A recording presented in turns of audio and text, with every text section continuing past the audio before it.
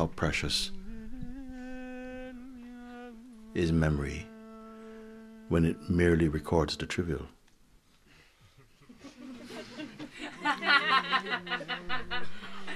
Because very often this is what, if you pay attention to things and now, yes, I can see this thing, but you're much more powerful than you're making out to be. All are much more powerful because you can easily ignore a thing. I don't know where we get this sense that these things are important to really, yes, observe, of course, but there is a point to observing whereby one observes only to make clear that all that appears to you in the form of feeling or thought or memory or desire or whatever, that they're fleeting, just come. When they're there, it seems as though energy goes to them, attention goes to them, and that energy going to them somehow energizes them. And for that moment, they feel important. Then when they're gone, they feel absolutely not important. So it's like every moment, it could be that you're in a state of hypnosis, this thing you're looking at, but you need not bother about it. It's almost like you're moving through a landscape and you're driving, and there's a panoramic view of all things, and yet your attention is not fixed on any particular thing. The eyes are open, but they're not shopping for any specifics. There's just an openness, When I say that the senses are functioning, but the mind is not shopping through them. So everything is seen. I can see these flowers or these farms or the trees or the birds, listen to them without entering them. You read some words on a page and you leave them right there.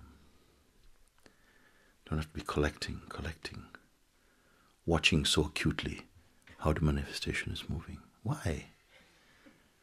Then if you don't do that and become tired, becomes tiresome also, to be constantly even observing, if we have not fathomed really the real purpose or importance of observing, only to clarify, but all this is just momentary, they come and go.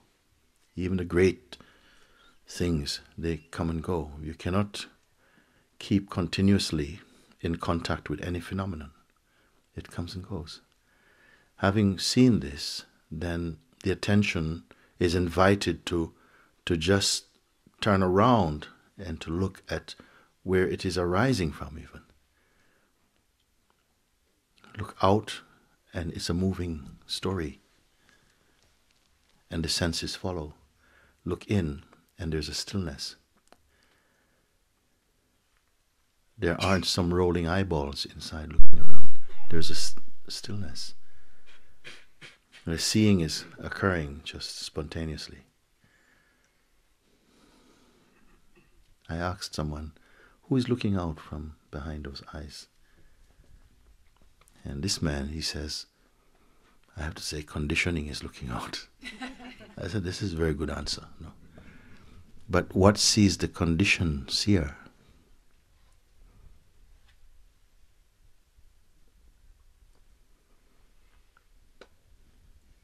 That looks without storyfying,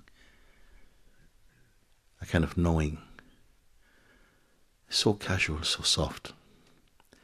Not picking up pebbles on the beach of life. There's a silence.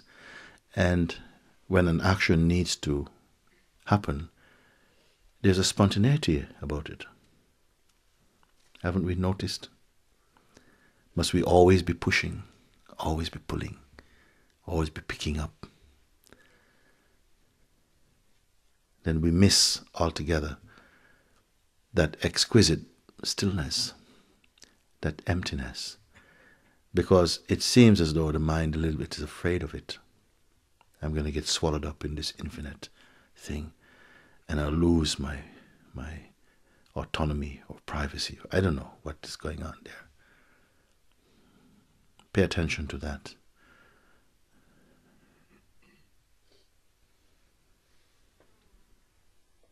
if you don't try too much, you may find that there's no division between yourself and that. There's just a sense of wholeness. The mind wants to compartmentalize, to say this is this, and this is the mind, this is the body, this is this. But when you're still, all things are one. It's not a great figuring out. So we don't have to thread over and over the same thing. I can see these feelings coming, and then in this part of the day it feels so much resistance. For what? Resistance about what? It's nothing at all. How can anything resist the self?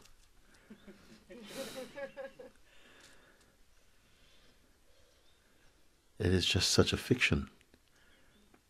Everything is only an appearance, momentary, and only important thing is to really see where you're placed.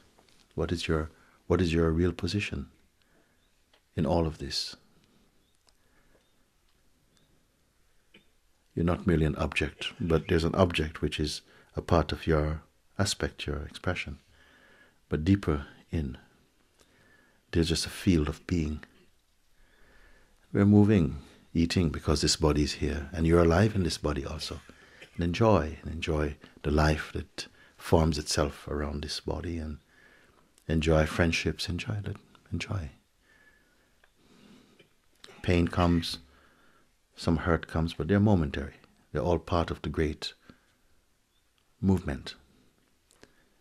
All of them you can bear, and much more easily when you are somehow confirmed in the right place.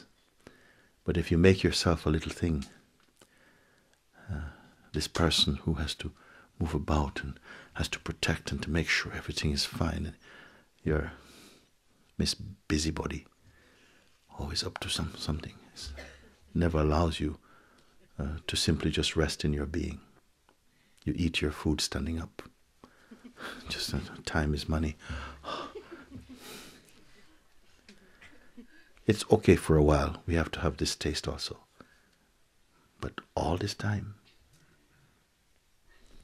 Yeah, I'm done with that.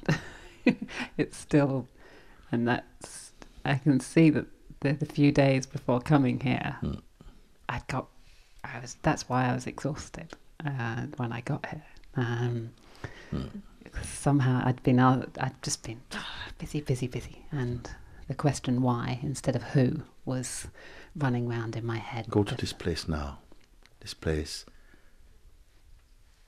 where you have no association.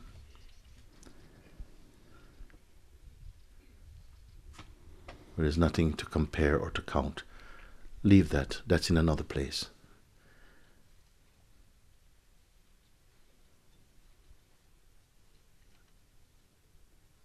Pull yourself in.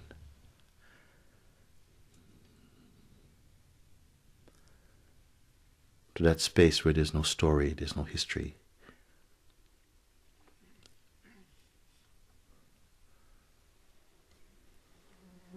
Is there some fear?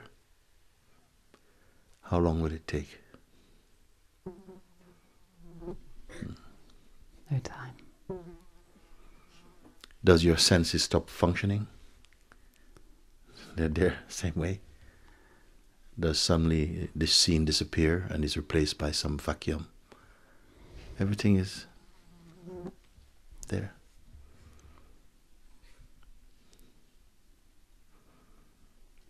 Can life be lived from such a place? You may ask, who will live it? It is just unfolding. Does it take the effort or the intention or the determination to live?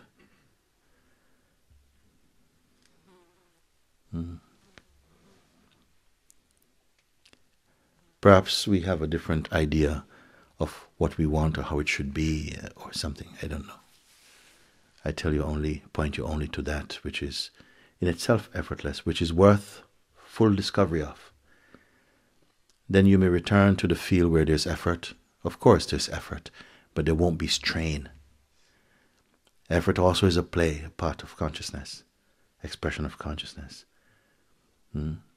Thisness and thatness, all of this can be there. This is not the trouble. Duality is not the trouble.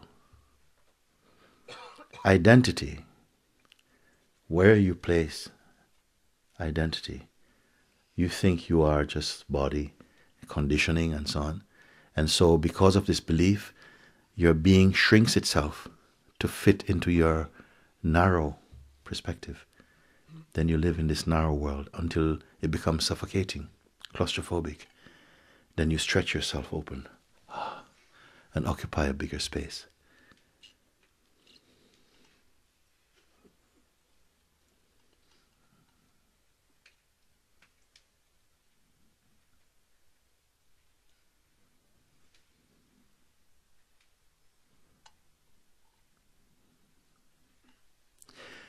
If you can, pay attention to this feeling of I.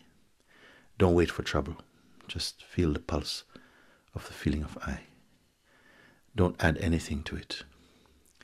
Feel the sense, I am. It is just there. It is not a metaphysical thing. It's just the most natural knowledge in us. The awareness, I am. Just be aware of the I amness, the sense of presence, and don't allow it to combine itself with any other thought or desire or movement. Keep it alone to itself. In the beginning, it might feel to take some effort to keep off the tendency to hold on to other thoughts and drift off into a sort of stream of thinking. But if that happens, don't worry, don't judge. Come back to that place. Do not combine yourself with any thought or any intention or any image. Stay only with the feeling, I am. Gradually, the weight of other impressions will slide away, and a subtle vibration will come. Is felt. It is always there. But there's a dullness in the mind that doesn't pick it up, like it has been tuned in to another frequency, the frequency of thought. But now it will gradually just reacquire or get back in touch with its own natural vibration and be with that. It was very pleasant feeling, very light. And one finds that you can move freely. You don't have to be tight. You don't have to be spiritual. There's just an easiness and a sense that wherever I am okay. And if you feel again the sort of traffic, the noise is coming back, again find a quiet space just for a few moments and clarify center yourself in yourself and move on. Get used to it. After a certain point, it will become so natural for you. You will not think anything is so much outside. You stop feeling that you are a body with consciousness in it and feel more that you're consciousness with a body in it. If you feel you're a body, you have a certain size, a certain weight. But as you recover from this sleep and begin to recognize, not through mere belief, but through attention, that there's only the imageless field of consciousness there, then you will be sizeless, weightless, light, open, alive. So follow that simple exercise. Now you have the time just to keep the sense of being without thinking about it or interpreting or wishing things upon it. Stay only in that feeling of being, of I am, of presence. And don't divide.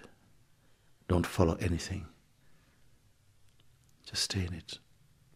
Let the attention stay with it. Marinate in it. It is enough.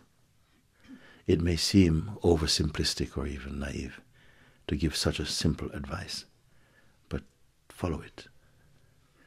It works.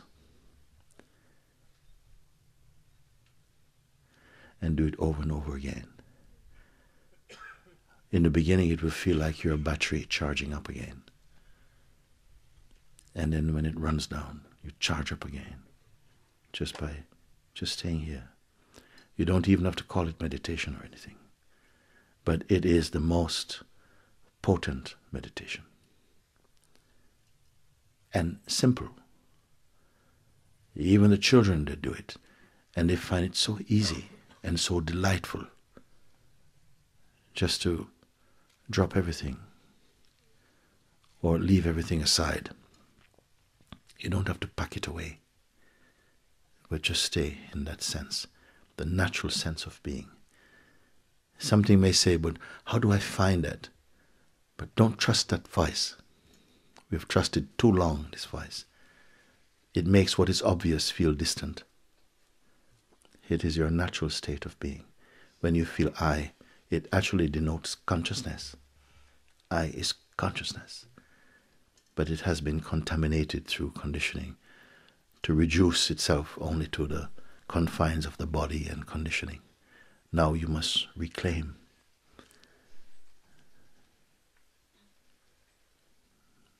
So this is probably an easier route for many.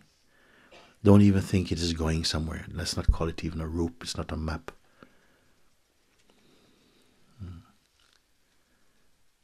Don't pay any attention to thoughts, even if they seem like they're important.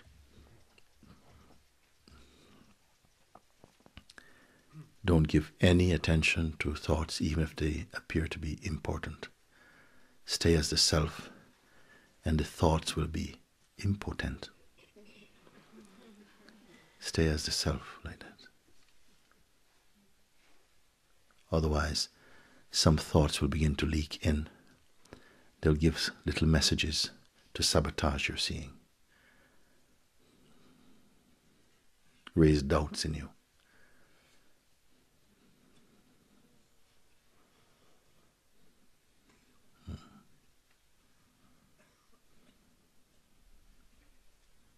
The more we listen to this type of thought, trivial, personal, look how it reduces you. When you speak, you feel nervous, shy, defensive, oversensitive. All these are the outcome of giving too much importance to this type of low energy thought. So cut the juice to them.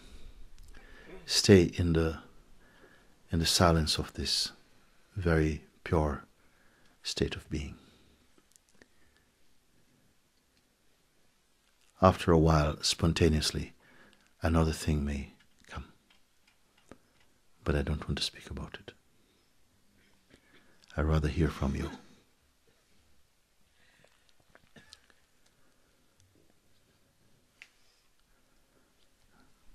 Thank you. Very good. Very good. Give full attention to this while you're here.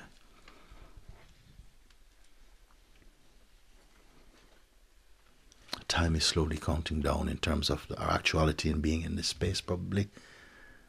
But there is still so much opportunity, so much space. Put full power into it. Don't be casual, don't be distracted.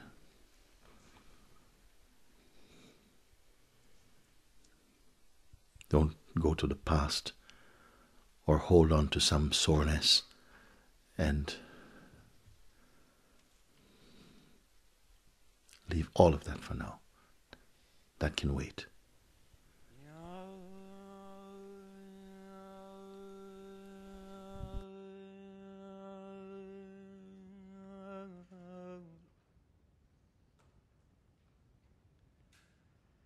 Yeah.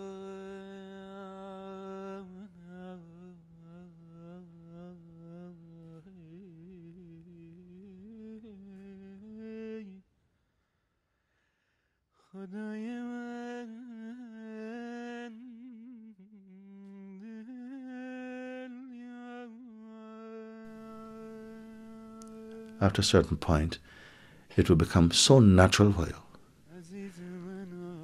You will not think anything is so much outside. You stop feeling that you are a body with consciousness in it, and feel more that you're consciousness with a body in it.